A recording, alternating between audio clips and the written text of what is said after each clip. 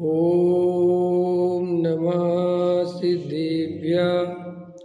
ॐ नमः सिद्धेभ्यः। ॐ नमः सिद्धेभ्यः।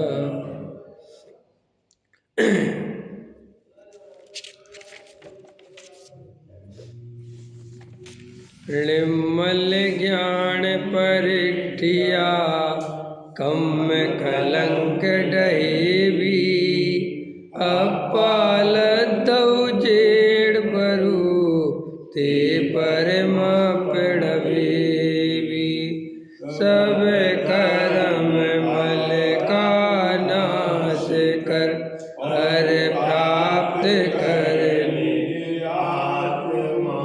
जो लीन निर्मल ध्यान में नम करन कल परमात्मा।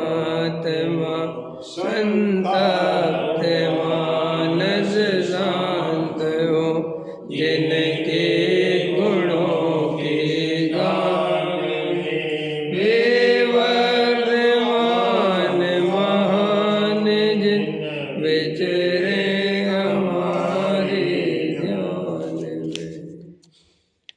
योग सार ग्रंथ, योग सार प्रवचन जो गुरुदेव श्री के हुए हैं उसके आधार से चर्चा चल रही है। अरहंत भगवान को नमस्कार करने की चर्चा चल रही थी।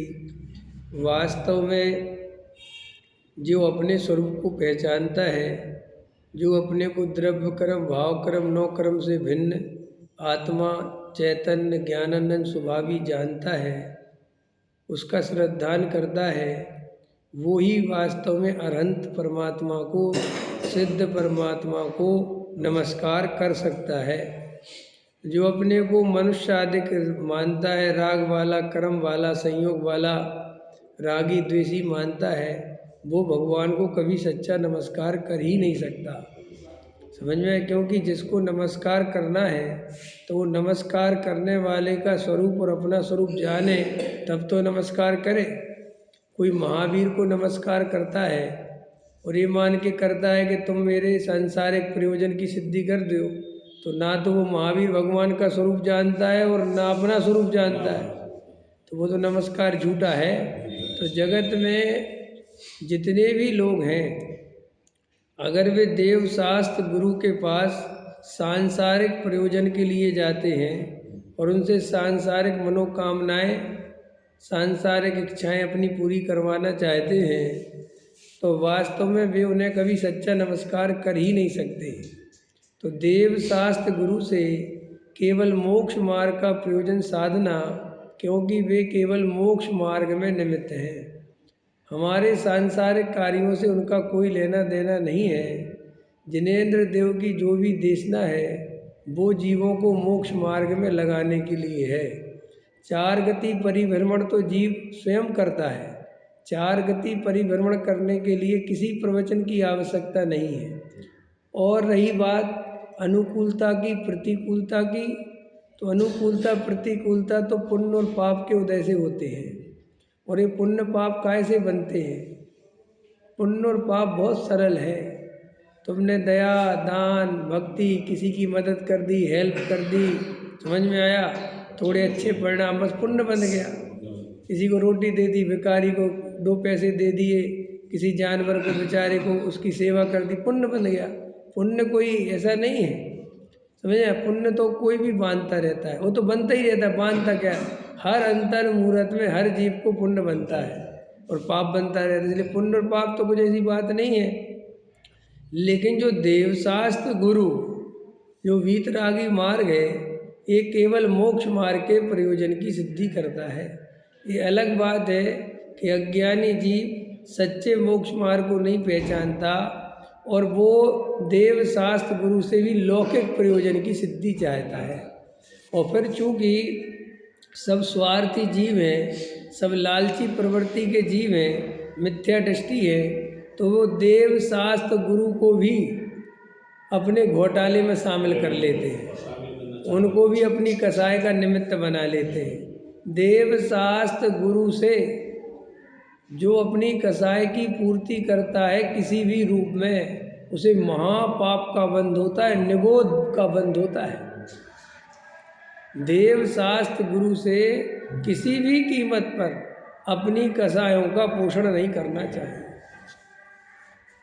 अगर अपन मंदिर में मानादिक का पोषण करते हैं, दिखावे का पोषण करते हैं, पद प्रतिष्ठा पाने के लिए अपन देव शास्त्र गुरु की सेवा में लगे होते हैं, इसका फल निगोध है। चार गति परिभ्रमण नहीं है, निगोध है सीधा। कालांतर में ये जीव निगोध चला जाएगा। इसलिए धर्म में बहुत ईमानदार रहना। दान आदिक भी देना तो मान आदिक के लिए तो भूल कर भी मत देना। मंदिर की सेवा करना तो बदले में किसी भी प्रकार का मान आदिक नहीं चाहिए। और अगर अपने अंदर अभिप्राय में वासना है तो पुण्य तो बिल्कुल नहीं लगता है, महापाप का बंध होता है। समझ में आया? देव शास्त्र गुरु का उपयोग अपने कसाय भाव के लिए करना देव शास्त्र गुरु को बेचने के समान है। जैसे लोग पंच कल्याणकों में प्रतिमाओं में कमीशन खा जाते, कितना पाप कितना पाप। लोगों ने किस भावना से तुम्हें पैसा दिया और तुमने उसका क्या उपयोग किया। ये देव शास्त्र गुरु के नाम पर ये जो पैसे की बर्बादी हो रही है, और जो लोग भी कर रहे हैं, चाहे वो किसी भी पंथ संप्रदाय जाति से संबंध रखते हो, महापाप का बंध है। क्योंकि ये लोग तुम्हें अपने पैसे जो है ऐसे मान आदिक के पोषण के लिए, पानी में बहाने के लिए नहीं देते। शोबाजी करने के लिए थोड़ी कोई आदमी दान देता है? मान आदिक के पोषण कर रहे तो महापाप का बंध है। तो एक तो ये देव शास्त्र गुरु से सांसारिक प्रयोजन की सिद्धि भूल कर भी नहीं करना, जिन्हें अपना आत्म कल्याण करना हो। हाँ, जैसे मैं गद्दी पे बैठा हूँ और मैं मान आदिक का पोषण करता हूँ तो पुण्य नहीं लग रहा, पाप लग रहा है। हाँ, प्रति समय, क्योंकि ये सब तुम कासाय के लिए कर रहे हो, आत्मा के लिए तो कुछ कर ही नहीं रहे। समझ में आया? अब अरविंद जी कह रहे ये आए बिना नहीं रहता, तो इसके जड़ मिथ्यात्व है। ये आए बिना नहीं रहता प्रश्न नहीं, जड़ है ना मिथ्यात्व। जब मिथ्यात्व है तो वो अपना प्रभाव दिखाता है। मिथ्यात्व एक ऐसी चीज़ है, जब ये जीव के अंदर होता है तो जीव कहीं भी जाए प्रति समय कसाई की पूर्ति का साधन ही खोजता है। समझे? जड़ में तो मिथ्यात्व है, और मिथ्यात्व का नाश करे बिना हम बाहर से भावों को कितना ही सुधारने की कोशिश करें, वे भाव सुधरते ही नहीं। हम कितने ही समझाएं मायाचारी बुरी है, क्रोध बुरा है, मान बुरा है, आप नहीं छोड़ेंगे। यहाँ तो कहेंगे हाँ हाँ, और जैसे ही वो प्रसंग बनेगा आप तुरंत उसमें लिप्त हो जाएंगे। आप कहोगे यार प्रवचन का असर क्यों नहीं होता?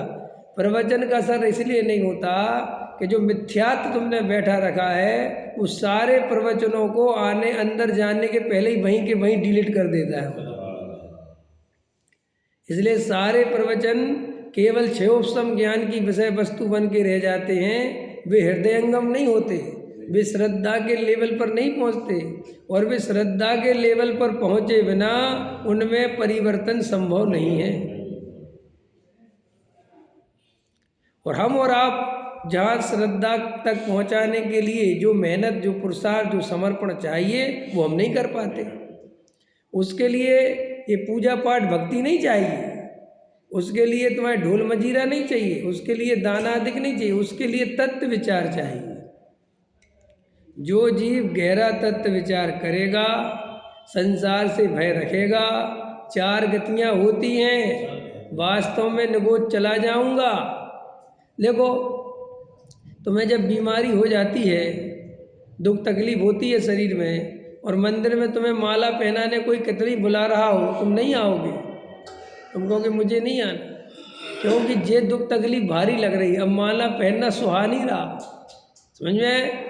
ऐसे ही नरक निगोद का डर लगे तो ये संसारिक सुख सुहाए नहीं। ये संसार के सुख क्यों सुहा रहे हैं? क्योंकि हमें नरक निगोद का भय ही नहीं है, हमें संसार का भय ही नहीं है, हमें कुछ खबर ही नहीं है। आप क्या समझ रहे?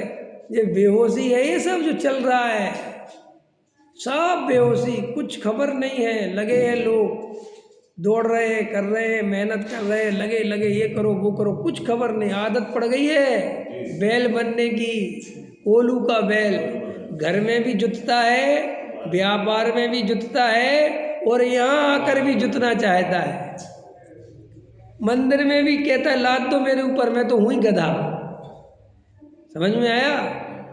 घर में भी गधा बन के घूमता है, व्यापार में तो गधे भरे हुए हैं, और मंदिर में आकर भी देवशास्त्र गुरु के सामने आत्मविचार नहीं करता, गधा मजूरी करना चाहता है। काम दे दो, काम।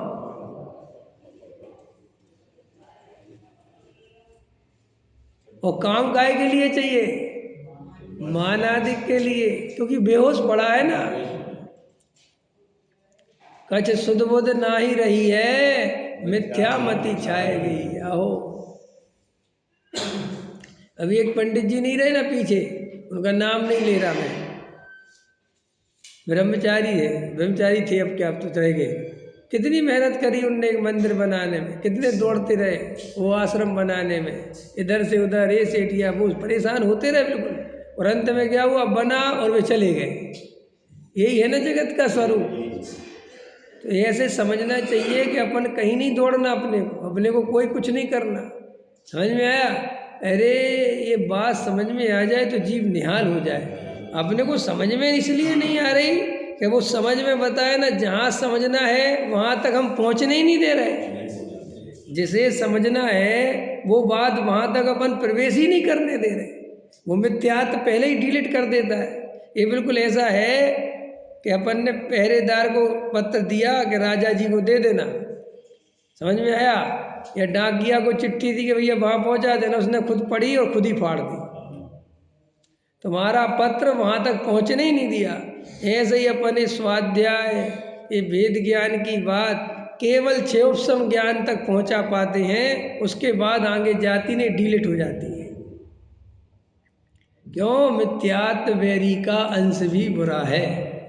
तो पहले नंबर पर तो देव शास्त्र गुरु से किसी भी सांसारिक प्रयोजन की सिद्धि नहीं करना चाहिए। क्यों? स्वरूप में वे कर सकते नहीं। एक स्वरूप तो ऐसा है, क्योंकि एक द्रव्य दूसरे द्रव्य का कोई भी किसी भी प्रकार से करता धरता नहीं है।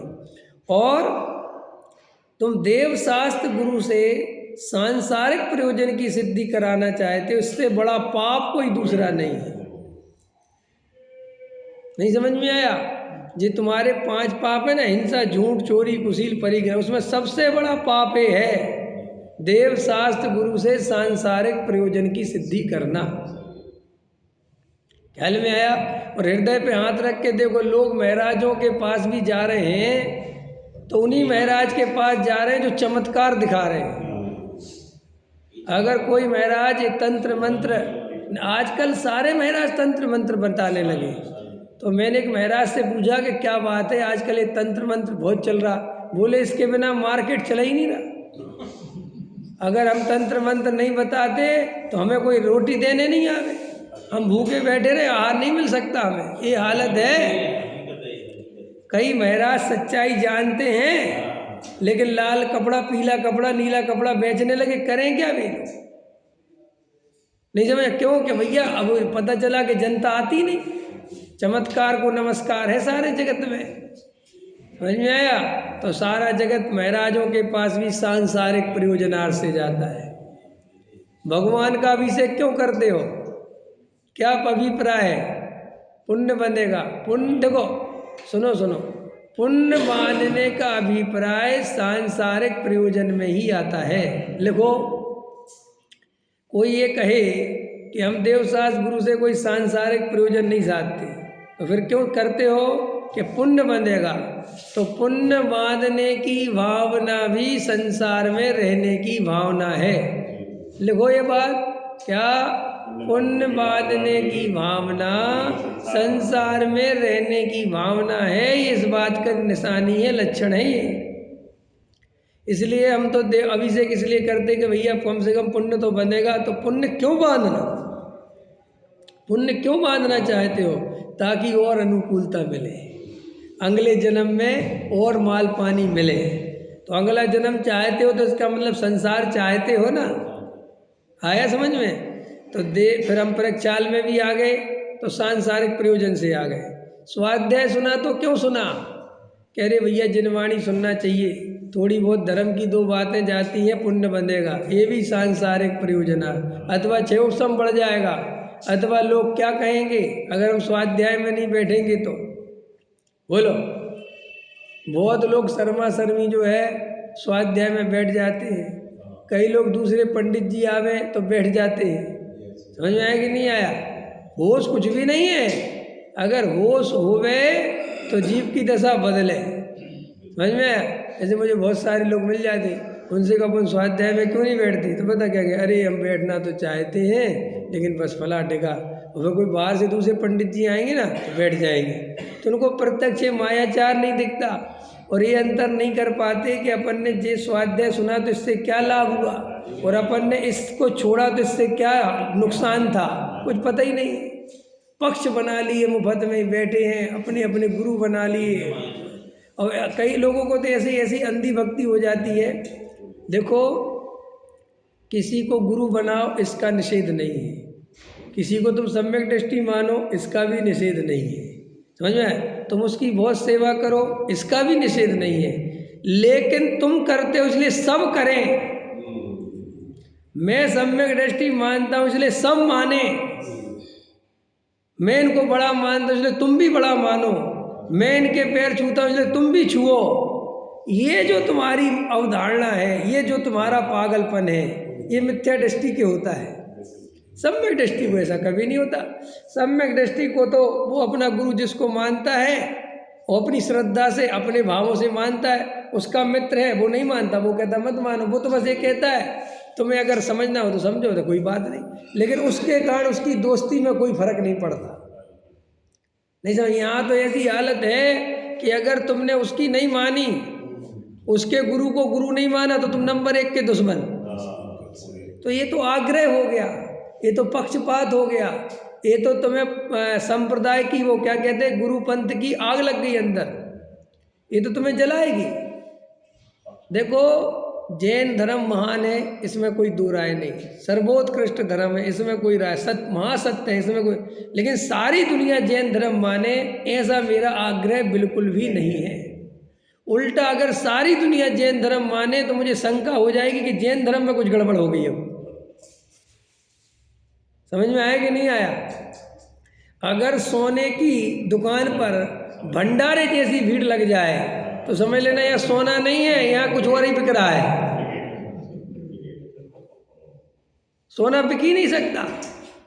ऐसा ही जैन धर्म, इतना सोना तो कुछ भी नहीं है, डायमंड तो कुछ भी नहीं है, कोहिनूर हीरा भी कुछ भी नहीं, लेकिन फिर भी उपमा देते हैं कि कोहिनूर हीरा जैसा है, इसको खरीदने वाले, इसको समझने वाले जगत में जुगनू जैसे ही होंगे, और उन जुगनुओं को महाभाग्यशाली अपने को मानना चाहिए कि सबके बस की बात नहीं है, इसलिए सबको मिल जाए, ये भावना ही व्यर्थ है बिल्कुल। डॉक्टर साहब कहते थे सुखी रहे सब जीव जगत के, कोई कभी ना घबरावे। तो दादा कहते थे भावनाएं झूठी है, ये कभी सफल होनी नहीं, जगत के जीव कभी सुखी हो ही नहीं सकते, और अगर जगत के जीव सुखी हो जाएं तो वो जगत ही क्या, संसार के जीव, संसारी जीव अगर क्रोध मान माया लोभ करना छोड़ दें तो वे संसार में रहेंगे क्यों? है फिर सब यहीं सिद्धालय में नहीं बैठ जाएंगे, फिर सिद्ध जाने की जरूरत क्या है? लेकिन ऐसा नहीं है। वस्तु का क्या स्वरूप है? संसार में रह के जीव राग द्वेष करे बिना रहता नहीं है, कितना ही समझाओ, और उसकी जड़ मिथ्यात्व है। कभी तुमने नोटिस किया, लोक में अपन बहुत चतुर हैं, अपन लोक में कारण को पकड़ते हैं कि असली कारण क्या है। अपन ऊपर ऊपर की चीज़ देखो, तुम कभी ध्यान देना, पत्नी होती ना, पत्नी देखो, बच्चे कुछ करें तो बच्चों पे कम गुस्सा आता है, पति पे ज़्यादा आता है। माँ सास ससुर कुछ भी करें तो सास ससुर पे गुस्सा कम आएगा, पति पे गुस्सा आएगा। अब प्रश्न ये है कि अगर सास ससुर का गुस्सा पति पे क्यों आता है, बच्चों का गुस्सा भी पति पे क्यों आता है? सोचा कभी? मैं सोच रहा था कल, मैं मेरी पत्नी से कहता है सबका गुस्सा तुम मेरे पे क्यों करती हो? तो मैंने बाद में उसको तो क्या उत्तर आएगा, मैंने कहा क्योंकि तुम्हें पता है ये सारे दुखों की जड़ ये है। इससे शादी करी तो ये बच्चे, तो जड़ ये है, और इसके ही ये माँ बाप। समझ में आया कि नहीं आया? सच बता रहा हूँ तुम्हें, वो जड़ आप समझ गए। देखो आप ऐसे ही तो अब उल्टा करो, अब उल्टा कर दो। पत्नी की तरफ तो बता दिया मैंने, पति की तरफ चलो। अधिकतर पतियों को अपने सास ससुर पे बहुत गुस्सा आता है, अपने सालों पे बहुत गुस्सा आता है। अब सब पे गुस्सा आता है, सिर्फ माए के वाले पर, उसकी ससुराल पक्ष में, क्योंकि उनको लगता है ये सब कारण है, ये सब ने दिया हमें इसको। समझ में आया? ये उनके माँ बाप के संस्कार ऐसे, इसकी बेटी ने मुझे बहुत दुखी कर रखा। तो जब लोक में तो असलियत में जीव को वहाँ वो देखता है कि ये कारण है, देखता है ना, खोजता है ना कारण। आचार्य कहते ऐसे ही उदाहरण है, सर्वथा नहीं लगाना। ऐसे ही श्री गुरु कहते हैं कि जीव अगर मिथ्यात्व को पहचाने कि असली संसार का कारण ये मिथ्यात्व है, ये क्रोध मान माया लोभ तो उसके रिएक्शन है, ये असली कारण नहीं है। तुम्हारा क्रोध बुरा नहीं करता, असली बुरा करने वाला तो वो जो अंदर मान्यता विपरीत पड़ी हुई है, अंदर वो जो शरीर और आत्मा को एक मानने की मान्यता है, अंदर वो जो राग देश कसाय को और ज्ञान स्वभाव को एक मानने की जो स्थिति बड़ी पड़ी है, असली तो जड़ वो है दुख की। तो आचार्य कहते उस मिथ्यात्व को नाश करने की विधि समझो, और उसके मिथ्यात्व के नाश करने की विधि जगत में बताने वाले 1% भी नहीं है। 99% जो उपदेश होता है वो मिथ्यात्व के बिना ही होता है। वो कहते क्रोध मत करो, मान मत करो, लोभ मत करो, मायाचारी मत करो। मायाचारी का फल त्रयंच है, लोभ का फल नरक है, ये सब बताते हैं। मान का फल नरक है, क्रोध का फल नरक है। आचार्य कहते हैं कि भैया ये कितना ही समझाओ, कितना ही नरक आदि का भय दिखाओ, ये अंदर से क्रोध मान माया लोभ छूटने वाले नहीं हैं। क्यों? क्योंकि क्रोध मान माया लोभ के जो पैदा करने वाला है वो तो मिथ्यात्व है। और मिथ्यात्व कैसे छूटेगा? कैसे छूटेगा बताओ? तत्व विचार करने से। तत्व विचार करे बिना, वस्तु का स्वरूप समझे बिना, उसकी सच्ची श्रद्धा करे। समझना अकेला नहीं, हाँ, क्योंकि समझना काम तो क्षयोपम का है, और क्षयोपम जल्दी समझ लेता है, लेकिन जब तक वो श्रद्धा में नहीं पहुंचे तब तक वो मिथ्यात्व नष्ट होने वाला नहीं है। तो वस्तु का जैसा, कल रात की क्लास सुनी थी, कल रात की क्लास जिनने नहीं सुनी वो सुनना, उसमें बताया था वस्तु स्वभाव को जितनी गहराई से समझोगे और जितनी गहराई से स्वीकार करोगे, वीतरागता उतने जल्दी परिणति में प्रकट होगी। और जितना वस्तु स्वरूप के विपरीत समझोगे, जितना विपरीत श्रद्धान करोगे, उतना जल्दी निगोद में पहुंच जाओगे, चार गति में घूम जाओगे। तो जो जैसा वस्तु का स्वरूप है, देह और आत्मा भिन्न भिन्न है, तो भिन्न भिन्न है, इसको जानो, स्वीकार करो। संयोगों में सुख नहीं है, ऐसा वस्तु का स्वरूप है, पर द्रव्य हमें सुखी नहीं कर सकता, कोई हमें सुख नहीं दे सकता।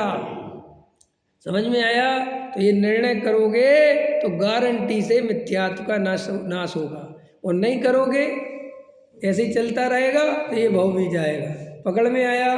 तो देव शास्त्र गुरु से सांसारिक प्रयोजन की सिद्धि मत करो, होश में रहना सीखो। सारी दुनिया पूजा करती इसलिए तुम पूजा मत करो, तुम अपनी पूजा होश में करो, आगे पीछे आके करो। भीड़ में शामिल होके जरूरी नहीं है कि पूजा करी जाए। अगर आपका भीड़ में आके, पुजारियों के बीच में आके अगर आपके परिणाम बिगड़ते हैं, आप रोज कसाय करते हो, तो आपको ऐसी पूजा का त्याग शीघ्र अतिशीघ्र कर देना चाहिए, और आपको अकेले की पूजा पकड़ लेनी चाहिए। और मैं तो हर आदमी से कहना चाहता हूँ, कम से कम हफ्ते में 3 दिन सामूहिक पूजन करो, तो 4 दिन अकेले में पूजन करो। कुछ टाइम अपने को तो देना सीखो। पूजन में तुम जब भीड़ में होते हो तुम्हें पता ही नहीं रहता क्या बोल रहे हो। तुम बोल रहे हो इंद्र के भोग मधुर विषम लावण्यमयी कंचन काया, यह सब कुछ जड़ की कीड़ा है, मैं अब तक जान नहीं पाया। अब आप थोड़ा सा इतना कर ही रहे थे, पड़ोसी आपसे और तेज बोल गया, आपका सारा ध्यान वहाँ चला गया। यार धीरे से नहीं बोल सकते यार, कान पे ही चिल्ला होगा। दो लाइन तुम बोलो तो तुम इसी में झगड़े चलते रहते। वो कहते दो रुक जाओ, और मानता कोई है नहीं, क्योंकि बेहोश पड़े हैं ना वे सब, उनको चैन तो पड़ती नहीं बोले बिना। अबे 2 मिनट भी देखो, लोग कहते ना 2 लाइनों में शांत हो जाना, तो भी आदमी वहाँ भी शांत नहीं होता। अगर मुंह से शांत करा दो तो मन में बोलता है, बोलेगा ही नहीं, चुप हो जाएगा। हाँ, और आचार्य कहते हैं जब तक तुम अंदर से मौन नहीं लोगे तब तक आत्मा का अनुभव नहीं होगा। ये बाहर का मौन तो 2 कौड़ी का है। जैसे अभी आप लोग मौन बैठे ना, मैं बोल रहा हूँ तो आप भी मेरे साथ साथ बोल रहे हैं, आपका धारा चिंतन अलग चल रही है। इसको आचार्य ने कहा कि तुम्हें सुनना नहीं आता। सुनना क्यों नहीं आता? क्योंकि जब तुम्हें कोई सुना रहा होता है तुम अपनी फिल्म अलग अंदर चला रहे होते हो। तो ये जो सुना रहे होते ये फिल्म टकराती रहती है आपस में, वो अंदर प्रवेश ही नहीं होता। बताया आपको सम्यक श्रवण क्या है? ये अपन को सम्यक श्रवण की भी कला सीखनी चाहिए। सम्यक श्रवण की कला ये है कि जब आप किसी गुरु से, किसी वक्ता से जब आप सुनते हैं तो केवल उसी को ही सुनना है। आपको ना अपनी बुद्धि बीच में लानी है, ना अपने तर्क लेके आनी है, ना पुरानी बात याद करना है, ना मिलान करना है, ना कंपैरिजन स्टडी करना है। अगर आप ये सब करते हुए प्रवचन सुनते हो तो आप सम्यक श्रवण के अधिकारी नहीं हैं। और वक्ता कितना ही बढ़िया प्रवचन सुनाए आपको वो असर होने का, क्योंकि आप अपना बही खाता अंदर खोल के बैठे हो और आप केवल वक्ता के प्रवचनों से मिलान करते जा रहे। ये बात अच्छी बताई, ये गलत बताई, ये तो इनने पहले भी बताई थी। इसमें तो देखो हम कह रहे हैं कि साहब कोई बात आप उससे रिलेटिव चीज़ याद कर रहे हो,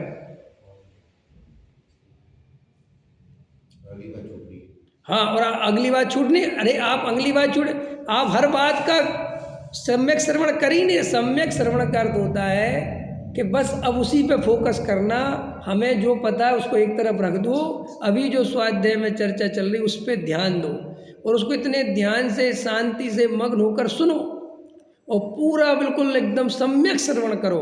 और जब सम्यक श्रवण पूरा हो जाए बाद में उसका घूलन चिंतन करो। जैसे भोजन करते तो कैसे करते हैं? भोजन करते हैं तो अगर भोजन करते हुए दूसरे भोजन को याद करो। भोजन करते हुए मैंने कल क्या खाया था, परसों क्या खाया था, ये लिस्ट दिमाग में घुमाओ तो ये जो भोजन बना इसका स्वाद खो जाएगा। आया समझ में कि नहीं समझ में आया है?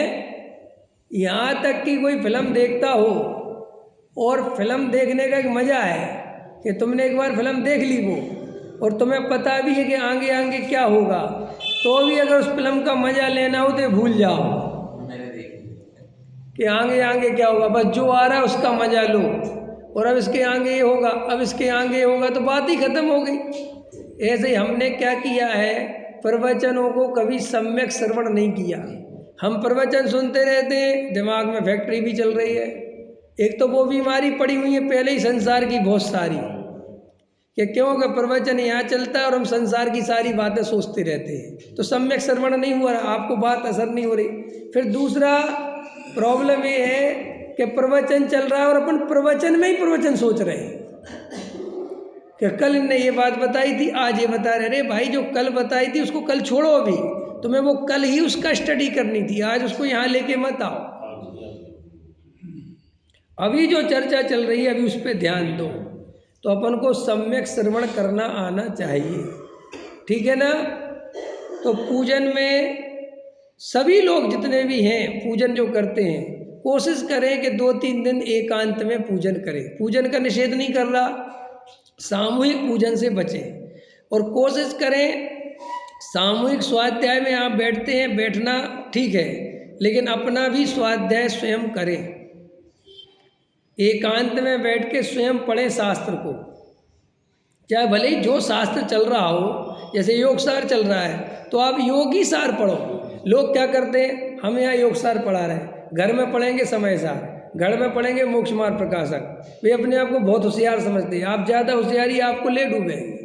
आपको योग सार चल रहा है, आप योग सार ही पढ़ो, ताकि उससे क्या है, आपको जब अगले दिन प्रवचन आएगा तो बिल्कुल मजबूत होगी वो बात, समझ में आए, अच्छे से बढ़िया से समझ में आएगी, क्योंकि हल्की फुल्की तो आपसे गुजर जाएगी वो बात और टकराएगी नहीं। अब वहाँ पढ़ रहे, पता चला मंदिर में चल रहा निश्चयवाद, जे घर से आ रहे पढ़ के व्यवहाराभास, समझ में आया। ऐसे जे जो आपस में वस्तु का स्वरूप टकराता है निश्चय व्यवहार के कारण, तो वस्तु स्वरूप को ध्यान से समझो कि भाई आप जैसे आत्मानुभव करना है, वेद ज्ञान करना है, तो अभी ऐसी स्टडी करो, ऐसा चिंतन करो जिससे वेद ज्ञान और आत्मानुभव की ओर अग्रसर हो। अभी कर्म प्रकृतियाँ मत नापते फिरो, अभी गुणस्थान मत नापते फिरो, अभी सिर्फ वेद ज्ञान की चर्चा सुनो बार बार, उसी को करो। और जब आपको एक बार परिणति में सच्चा वेद ज्ञान प्रकट हो जाएगा, समझा, फिर आप गोमठ सार भी पढ़ोगे तो भी मजा आएगा, फिर आप कुछ भी पढ़ोगे तो भी मजा आएगा, क्योंकि आपकी दृष्टि सुलझ गई है। और आपकी अगर दृष्टि सुलझी नहीं है, आपको सही वस्तु स्वरूप की क्लियरिटी नहीं है, तो आप ग्रंथों में उलझ के रह जाओगे। इसलिए लोग जो बहुत पढ़ने के समर्थन में रहते हैं, बहुत पढ़ने का निषेध नहीं, लेकिन पहले सही दिशा डिसाइड कर लो, वस्तु का सही स्वरूप समझ लो, ठीक है। तो ये पूजन के संबंध में सामूहिक पूजन 2-3 दिन करो, 2-3 दिन अकेले में पूजन करो। स्वाध्याय भी अपना एकांत में करना ही करना।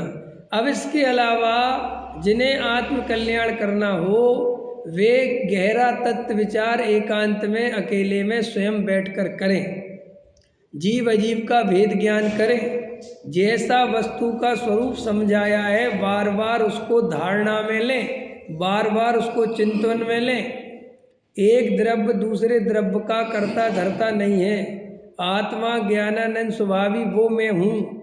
कठिन नहीं है, वेद ज्ञान कठिन नहीं है, लेकिन करे बिना बहुत कठिन है, करो तो बहुत सरल है। हाँ, स्वाध्याय किए इसी के लिए जाता है, स्वाध्याय के लिए वेद ज्ञान ही है, समझ में आया। लेकिन आपको जो कहा विशेष तत्व विचार, 2 तरह का स्वाध्याय हो गया ना, एक तो सामान्य जो अपन स्वाध्याय करते हैं, और एक विशेष तत्व विचार, माने अब पढ़ने की मुख्यता नहीं है, अब गुनने की मुख्यता है। अब एक लाइन पढ़ेंगे और गुनेंगे, आया समझ में। अगर इस विधि से श्रावक या गृहस्थ या साधक चलेगा तो उसे सम्यक दर्शन प्राप्त हो जाएगा। लेकिन जो बेहोशी में पूजा पाठ भक्ति देव शास्त्र गुरु ये सब करता रहेगा, उसे सम्यक दर्शन नहीं हो सकता। और ये भ्रम मत पालो कि अगले जन्म में हो जाएगा, ये बिल्कुल झूठ है, बिल्कुल झूठ। इससे ज़्यादा झूठ दुनिया में कोई नहीं है। क्यों? क्योंकि अगर ऐसी बेहोशी में जीने से, देव शास्त्र गुरु की पूजा करने से सम्यक दर्शन होता कालांतर में, तो हमें अनंत काल में क्यों नहीं हुआ? क्योंकि यही जनवाणी कह रही हम अनंत बार मुनि बने, तो वे सब संस्कार कहाँ चले गए? हम अनंत बार समोषण में होके आ गए, तो वो देश सब कहाँ खो गई? तो फिर ये क्या मतलब है? अरे भैया, पूरी रुचि के साथ, पूर्ण समर्पण के साथ, पूरी ताकत लगा के जो जीव आत्म स्वरूप में लगता है, और उसके बाद कोई योग्यता का ऐसी रह जाए कि फिर भी सम्यक दर्शन नहीं आ पाए, तो उसे कालांतर में होता है। लेकिन रोते रोते गए मरे की खबर लाए, समझ में आया? बेमन से पढ़ते रहे, बेमन से सुनते रहे, आधे अधूरे मन से करते रहे, ऐसे ही परिणति में कभी सम्यक दर्शन नहीं होता। धन में से सुख बुद्धि नहीं तोड़ पा रहे, संयोगों में से एकत्व नहीं तोड़ पा रहे, आत्मा की सच्ची प्यास नहीं जगा पा रहे, मान आदिक नहीं छोड़ पा रहे अपन आत्मा के लिए, तो फिर कैसे काम बनेगा? आया समझ में? तो देखो, व्यवहार नमस्कार भी सच्चा किसका?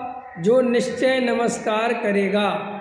जो निश्चय नमस्कार करेगा वो व्यवहार नमस्कार कर पाएगा। और निश्चय नमस्कार में क्या बताया था, लिया था ना यहाँ,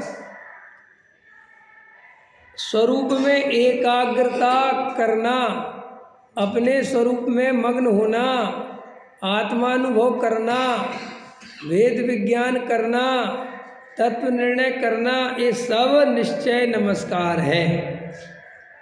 और जो जीव ये नहीं करता वो व्यवहार नमस्कार कितना ही करे उसकी मुक्ति नहीं हो सकती। ठीक है, चलो और क्या कहते देखो, ये दरवाजा नहीं लगाया। अनंत काल से आत्मा में ज्ञान दर्शन सुख और वीर्य जो शक्ति रूप में है उन्हें आपने पर्याय में व्यक्त किया, इसका मुझे ज्ञान है। देखो क्या कह रहे, इतनी लाइन में गुरुदेव श्री ने द्रव्य दृष्टि का विषय भी रख दिया और पर्याय की भी चर्चा आ गई इतनी बात में कि कैसे कि हे जिनेंद्र परमात्मा, मुझे ये ध्यान है कि मैं भी आपके ही जैसा हूँ, मेरे में और आप में स्वभाव से रंच मात्र भी कोई अंतर नहीं है। ख्याल में जैसा आपका स्वरूप वैसा ही मेरा स्वरूप। तो फिर इसलिए मैं ये बात जानता हूँ, लेकिन आपके पास क्यों आया हूँ, आपकी पूजा पाठ में क्यों आया हूँ? तो क्या कहते हैं कि आपके ज्ञान दर्शन सुख और वीर्य पर्याय में व्यक्त हो गए हैं और मेरे शक्ति रूप में हैं और आपके वो पर्याय में व्यक्त हो गए हैं।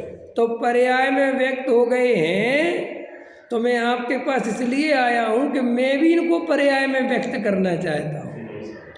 तो मैं पर्याय में व्यक्त करना चाहता हूँ और आपने कर लिए, तो आप मेरे आदर्श हो गए, क्योंकि मुझे आपके जैसा ही भविष्य चाहिए। समझ में आया? तो आपके जैसा भविष्य चाहिए तो आपके बार बार दरवाजे पे आता हूँ ताकि मुझे बार बार अपना उद्देश्य, अपना प्रयोजन, अपना लक्ष्य याद आता रहे। मुझे ये संसार में रचना पचना नहीं है और मैं मोह रूपी सेना से घिरा हुआ हूँ। समझ में आएंगे काय से घिरा हुआ हूँ? तो मोह रूपी सेना से घिरा हूँ और सारे वो मुझे लूटने में लगे हुए। तो इस सारे रेगिस्तान में, इस सारे संसार में हे जिनेंद्र देव, आपके पास आकर ही मुझे इस मोक्ष मार्ग की प्रेरणा मिलती है। मुझे आकर आपके पास ही अपनी आत्मा की सच्ची याद आती है। वहाँ की ये जगत के जीव जिनके साथ में रहता हूँ ये तो मुझे केवल और केवल सांसारिक सुख की कल्पनाएं कराते हैं, ये तो मुझे भ्रमित करते हैं। देखो हम इतने बेहोशी में जीते हैं, हमारा जीवन हमें खुद नहीं पता कि हम जीवन जीते कैसे, हमारे जीवन का लक्ष्य क्या है। देखो आपके घर में 10 तोला सोना रखा है, 20 तोला सोना रखा है, और 20 तोला सोना जो आपके घर में रखा है आपने 20 साल से उसे देखा भी नहीं है, क्योंकि एक डिब्बे में रखा है और आप जब भी इधर से उधर डिब्बा तो कर देते हो लेकिन कभी खोल के देखते भी नहीं, क्योंकि सोना पहनने की तो आजकल जगह बची नहीं। समझ में आए ना? और पहनने का फैशन भी चला गया, अब तो कोई कीमत नहीं बची। लेकिन वो सोना रखा है और उसमें आपको पता है कि मेरे पास 20 तोला सोना रखा और उसमें एक अंगूठी रखी है, एक कान की झुमकी रखी है, एक नाक की बाली रखी है, ठीक है, इतनी सी है वो, तो कोई सुख नहीं मिला आपको। लेकिन एक दिन आपने डिब्बा खोला और उसमें से एक झुमकी गायब थी। सुनो सुनो, जिसने आपको कभी सुख नहीं दिया लेकिन आपको अब दुख इतना देगी कि आप कल्पना नहीं कर सकते। देखा मनोविज्ञान, देखा क्या इंजीनियर साहब, उसने आपको सुख कभी नहीं दिया क्योंकि 20 साल में आपने उसे कभी सुख क्या भोग ही नहीं दे, लेकिन चली जाए तो दुख इतना होगा कि कभी कभी लोग आत्महत्या कर ले में, इतना उपयोग चंचल कर लें, आर्तरोध ध्यान की पराकाष्ठा पार कर दें। नहीं समझ में आया? अपने घर वालों तक पे शक हो जाए, देवर पे शक हो जाए, नंद पे शक हो जाए, और पति जुआरी हो तो पति पे ही शक हो जाए, बहू पे हो जाए, सास पे हो जाए। देखो उससे सुख क्या मिल रहा था कि सुख तो कुछ नहीं मिल रहा था। तो आचार्य कहते गजब की बात है, संसार में कोई पदार्थ, कोई वस्तु तुम्हें सुख तो नहीं देती, लेकिन मोह तुम्हारा उनसे इतना गाढ़ा हो जाता है कि वो चला जाए तो दुख बहुत होता है। नहीं होता। जैसे अभी मेरे पिताजी हैं, उनसे मुझे सुख कुछ नहीं मिल रहा और अभी मुझे बात भी नहीं कर रहा मैं कुछ लेकिन अभी वे चले जाएं तो दुख बहुत होगा कि भाई दुख किस बात का हो रहा, कि साहब पता ही नहीं किस बात का हो रहा। समझ में आया। और मनोवैज्ञानिक तो ये तक कहते हैं कि जब किसी के माँ बाप मरते हैं, बूढ़े माँ बाप, और वो अगर बहुत रोता है, बहुत दुखी होता है, तो वो इस बात की निशानी है कि वो उनकी सेवा नहीं कर पाया। तो उसको अंदर प्रायश्चित होता है कि यार ये मर गए और हम इनके लिए कुछ नहीं कर पाए। देखा तुमने, अगर कोई माँ बाप की बहुत अच्छे से सेवा करे, बहुत भावों से उनके लिए सब कुछ करे, वो मर जाए तो उसे कोई दुख नहीं होता। वो ये कहता है कि मैं इनके लिए जो कर सकता था मैंने अपनी तरफ से किया, लेकिन कोई किसी को बचा नहीं सकता। देखो उसका भेद ज्ञान जग जाता है। लेकिन माँ बाप जब जिंदा रहे, दुखी रहे, तुम उनसे मिलने भी नहीं गए, वे परेशान होते रहे, वे तुम्हें बुलाते रहे अथवा तुम्हारी नज़रों के सामने रहे, लेकिन तुमने उनसे कभी बात नहीं करी, तुम 2 घड़ी उनके पास बैठे नहीं, कभी उनके दुख तकलीफ सुने नहीं, और अचानक खबर मिली कि पापा मर गए, पिताजी चले गए, तो अब वो अंदर हृदय वो कचोटता, रे रे रे रे रे रे। मैं सोच रहा था अब सेवा करूंगा, अब सेवा करूंगा, थोड़ा और कमा लूं, थोड़ा और कमा लूं। तो वो तुम उनके लिए नहीं रो रहे हो, तुमने जो अंदर उनके प्रति व्यवहार किया है उसके लिए रो रहे हो, और वे तुम्हारे प्रायश्चित के आंसू हैं। और जगत समझता देखो इनको बड़ा प्रेम था, बड़ा प्रेम था। प्रेम की बात ही नहीं है, क्योंकि मनुष्य एक कितने ही समझाए जीव अपने आप को, लेकिन वो अपने आप को धोखा नहीं दे सकता। देखो हमने अगर चोरी के आम खाए हैं तो हम कितने ही जमाने को कभी पता नहीं चलेगा कि तुमने चोरी के आम खाए हैं, लेकिन तुम मरते दम तक नहीं भूलोगे कि हमने चोरी के आम खाए हैं। ये आत्मा की ईमानदारी है। इसलिए अपने चरित्र को इतना पवित्र बनाना चाहिए कि मरते समय तुम्हें वो अपवित्र वाली यादें ना आवे, ना उनसे पीछे छुड़ाना भारी पड़ जाएगा। तो आचार्य भगवंतों ने कोशिश तो बहुत करी, ये मैंने कोशिश करी, माने स्वरूप ऐसा है कि भूतकाल की पर्याय अब नहीं है, तो उनके चित्त छोड़, उनके दिमाग से हटा, लेकिन उनको हटाना इतना आसान नहीं होता है। कहना बहुत आसान होता है कि बचपन मेरा नहीं था, लेकिन वो बार बार ऐसा लगता है वो मेरा ही था, मैंने ही किया है वो सब। तो ये अपन को लगता है वेद ज्ञान, अरे भाई साहब बहुत मुश्किल पड़ता है। वो जो पिछली पर्याय निकल गई वे भी चिपकी पड़ी हैं अभी चित्त में, ऐसा लगता है वो सब मैं ही था, जबकि मैं तो वर्तमान में जो पर्याय है वो वर्तमान वाली पर्याय मैं नहीं हूँ। असली वेद ज्ञान तो यही है ना कि जो वर्तमान में मौजूद है वो पर्याय मैं नहीं हूँ, तो भूतकाल की पर्याय से मेरा क्या लेना देना। ये असली वेद ज्ञान है ना। सोचो कभी ऐसा ना हो जाए कि वर्तमान पर्याय में तो वेद ज्ञान हो जाए और भूतकाल की पर्याय चिपकी रह जाए। बहुत मामला है भैया, बहुत विचार करना पड़ेगा। ऐसा नहीं है, ये मोक्ष मार्ग इतना सरल नहीं है। मैं अभी भी कह रहा हूँ बहुत बहुत बहुत कठिन है। ये वेद ज्ञान सरल है, ये बाहर के त्याग व्रत है, दीक्षा वीक्षा लेना, संत साधु बनना, कुछ दम नहीं है, ये सब कुछ नहीं है। ये सब भावुकता से बना जा सकता है, इनमें कुछ नहीं रखा। कोई भी आदमी चने के पेड़ पे चढ़ के ये सब कर सकता है, करते ही हैं बहुत सारे लोग, उसमें क्या दम है।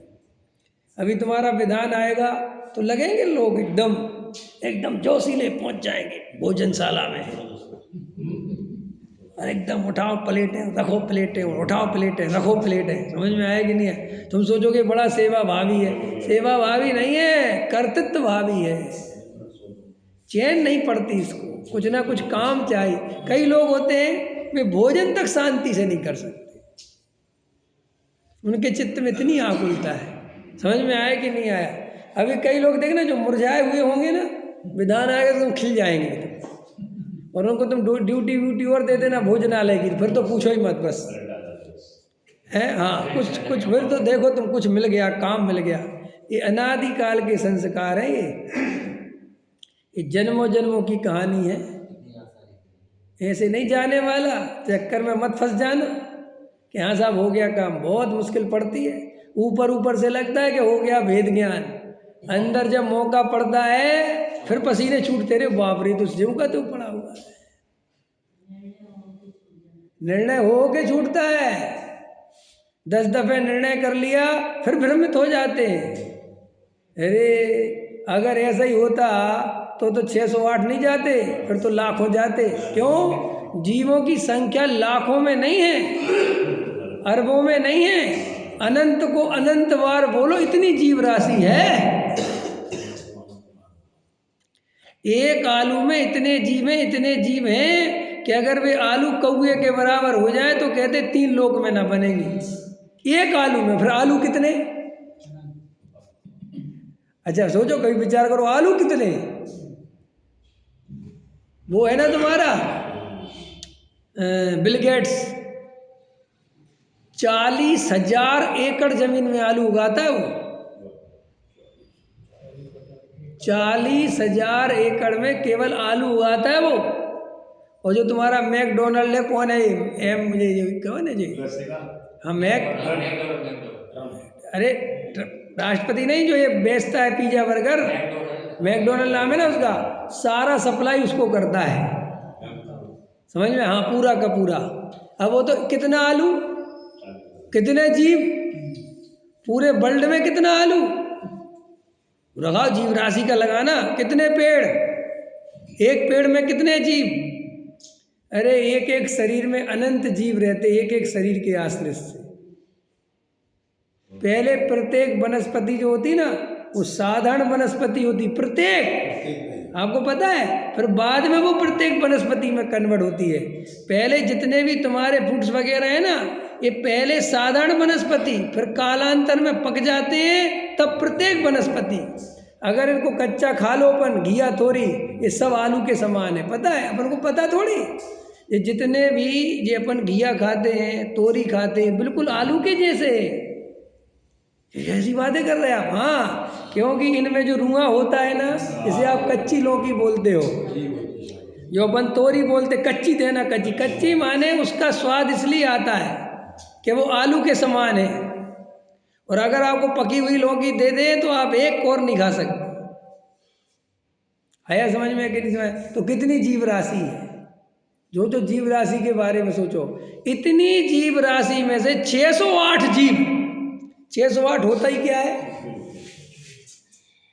अगर एक आलू के जीव भी अनंत काल तक भेजते रहे ना, तो भी जीव खत्म ना हो मोक्ष में। आया समझ में? तो ये मोक्ष मार्ग कितना दुर्लभ है।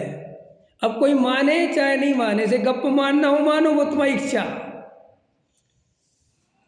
लेकिन परम सत्य है कि हम बहुत पुण्यशाली हैं। कोई हमारा वास्तव में अनंत अनंत अनंत अनंत अनंत अनंत जीव राशि में से पुण्य पका है कि हम मनुष्य हो पाए। भले ही तुम्हें मनुष्य होने की कोई वैल्यू नहीं समझ में आ रही है, लेकिन आपको पता नहीं है कितना बड़ा वरदान हमें मिल गया है और हम इसका बिल्कुल मिसयूज कर रहे हैं। सोचो, अनंत अनंत जीव राशि। जब अपन का स्कूल में प्रथम नंबर लग जाता है तो अपन उसमें कितने खुश होते हैं, वाह मैं सबसे ऊपर। और जबकि कितने बच्चे थे तेरी क्लास में? 50 बच्चे, 30 बच्चे, और यहाँ अनंत अनंत जीव राशि में से तेरा नंबर लग गया मनुष्य होने का। और अकेला मनुष्य होने का नहीं, संगी पंचेंद्री इंटेलिजेंट मनुष्य। क्यों? कि अगर कमजोर बुद्धि के मनुष्य होते तो क्या काम के? बोलो, अन्नमतियों में पैदा हो गए होते तो किस काम के? अभी सब्जी मंडी में सब्जी बेच रहे होते तो किस काम के? बोलो, अभी कोई कसाई के घर में पैदा हो गए होते तो बकरा काट रहे होते किस काम के? सारे पांसे सही पड़ गए। कल एक दिन अभी स्वाध्याय में लिया था कि तुम्हें अनंत अरबपति बना दिया जाए, बस ज्ञान तुमसे छीन लिया जाए। बोलो मंजूर है? कि साहब ना, कीमत तो तभी पता चलती है जब तुम्हें उसका मूल्य बताया जाए। वो कहानी पढ़ी आपने? एक भिखारी सड़क पर चिल्ला रहा है कि हे भगवान, तूने मुझे बहुत बुरा किया, मुझे कुछ नहीं दिया, तू बहुत बुरा है ये वो। तो एक मंत्री ने कह धरा, तुझे भगवान ने कुछ नहीं दिया? कि ना, कुछ नहीं दिया, सब बेकार मेरी जिंदगी के। चल अंदर चल, राजा बुला रहे। राजा ने कहा क्या कहता है? वो भगवान ने कुछ नहीं दिया, मुझे भिखारी बना दिया। तो बोले अच्छा एक काम कर, तेरा ये शरीर कोई काम का नहीं। बोले क्या करूँ इस शरीर का? तो बोले चल एक आँख दे दे, ला 10,000 रुपये ले ले। हैं एक आँख? नहीं नहीं नहीं, चल 1 लाख ले ले, 10 लाख ले ले, चले किडनी दे दे। ऐसा करते करते वो घबरा गया। तो कहने लगी ईश्वर ने इतनी कीमती चीज और तू कह रहा कुछ नहीं दिया, और जब कुछ नहीं दिया तो बेच इसे। तो घबराता है ना, क्योंकि अब मूल्य सामने आया। हम रोज पानी पीते हैं, हमें पानी की वैल्यू कुछ लगती कि पानी कुछ अमृत है, कुछ ऐसा कुछ लग। अभी रेगिस्तान में चले जाओ, समझ में, कीमत नहीं। रेगिस्तान में अगर तुम 15 दिन के प्यासे होगे, सुनो, और एक तरफ करोड़ रुपए का ढेर लगा होगा और एक तरफ मटके में पानी भरा होगा, पहले कौन सा लोगे? और अगर ये भी कह दिया जाए कि या तो ये चुन लो या ये चुन लो, बोलो क्या चुनोगे? बताओ क्या चुनोगे आप? पानी चुनेगा या भाई साहब, आचार्य कहते हैं समझो, तुम्हें कीमत तब आती है जब वैसी प्यास लगी हो। रेगिस्तान में जैसी प्यास लगती है, वैसी प्यास लगे तो पानी क्या चीज है पता चले। ऐसे ही तुम्हें संसार का दुख लगे तब पता चले कि आत्मा क्या चीज है। अभी तो हमें संसार का दुख ही नहीं लग रहा है, इसलिए हमें आत्मा मिलने पर भी मिला हुआ प्रतीत नहीं होता, और उसके लिए हम कुछ भी नहीं करते। कोई चीज मूल्यवान नहीं होती, चीजें तो वस्तुएं होती हैं, उसका मूल्य आप निर्धारित करते हो। पानी तो पानी है, लेकिन जब रेगिस्तान में 15 दिन प्यासा मर रहा हो कोई, तो पानी अमृत के समान हो जाता है। तो देखो पानी कितना मूल्यवान हो गया। भोजन तो भोजन है, लेकिन 15 दिन से भूख रोटी ना मिली हो, तब भोजन का एक एक कौर। कल मैं एक वो देख रहा था, छोटी सी क्लिप, एक जंगल की, वो महीनों का प्यासा पड़ा हुआ है और पानी नहीं है वहाँ पर कहीं।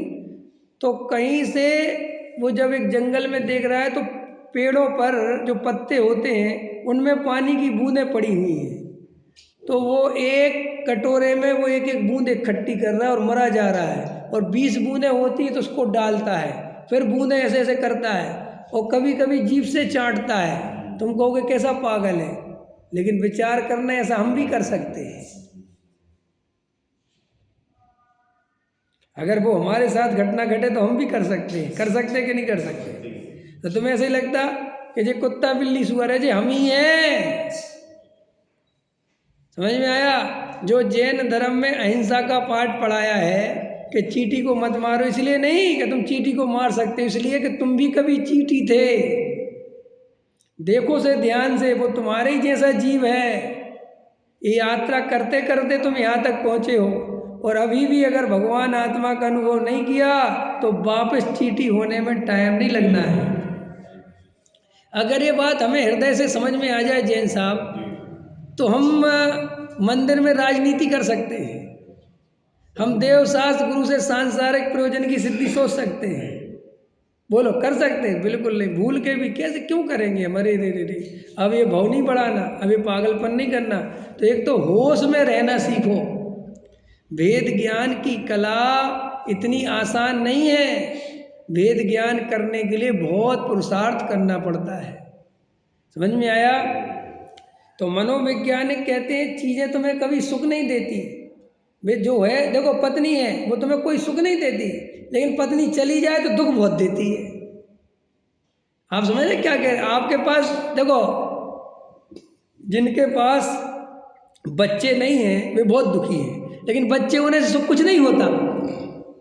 अच्छा, बच्चे होने से क्या सुख होता है बता ना भाई? अपने पास बच्चे से क्या सुख हुआ? कोई सुख नहीं होता, लेकिन बच्चे नहीं होते तो दुख बहुत होता है। आचार्य कहते संसार में सुख कभी किसी को नहीं मिला। समझ में आया? कोई सुख है ही नहीं संसार में, तो मिलेगा कहाँ से? लेकिन आशा बनी रहती है कि सुख मिलेगा, आज नहीं तो कल मिलेगा। इस चक्कर में ये जीव अपना पूरा भाव खराब कर लेता है।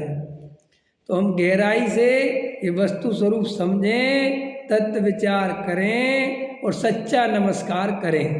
तो हे जिनेंद्र देव, मैं आपके पास क्यों आया हूँ? क्योंकि आप ही मुझे सच्ची प्रेरणा देते हो, आप ही ऐसा स्वरूप बताते हो। वहाँ की ये जगत के जीव तो स्वार्थों की टोली है, सब अपने अपने प्रयोजन की सिद्धि करते हैं। करते कि नहीं करते? बोलो। तो रमेश जी क्या कहा? 2-3 दिन एकांत में पूजन करो।